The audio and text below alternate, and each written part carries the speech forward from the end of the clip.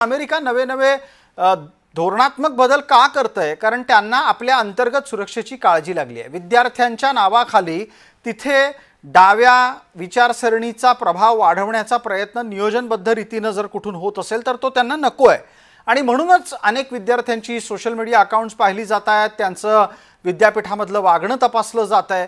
अशा सगळ्या प्रकरणामध्ये भारत हस्तक्षेप कसा करू शकतो? तुम्ही थोड्या वेळापूर्वी अपेक्षा व्यक्त करत होतात पंतप्रधान मोदींनी हस्तक्षेप करावा, त्या अनुषंगाने मी आपल्याला विचारतोय।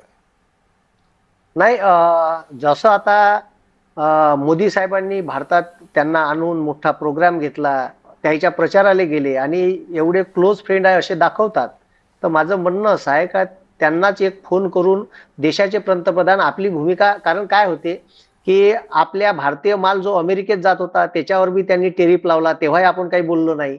ऑपरेशन सिंदूर झाल्यावर सीज फायर करायची घोषणा ट्विटरवरून तिकडं डोनाल्ड ट्रम्प साहेब करतात, भारतातल्या लोकांना खबर नाही।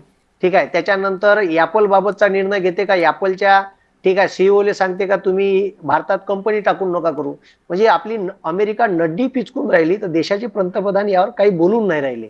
म्हणून आपलं काहीतरी स्टँड असलं पाहिजे। एक देश म्हणून आपल्या देशाच्या मुलाचं भवितव्याचा विचार करून, त्याचा भविष्याचा विचार करून देशाच्या पंतप्रधान आणि अमेरिका बऱ्याचशा एमएनसी ठीक आहे मल्टीनॅशनल कंपन्या भारतात वर्क करत आहे।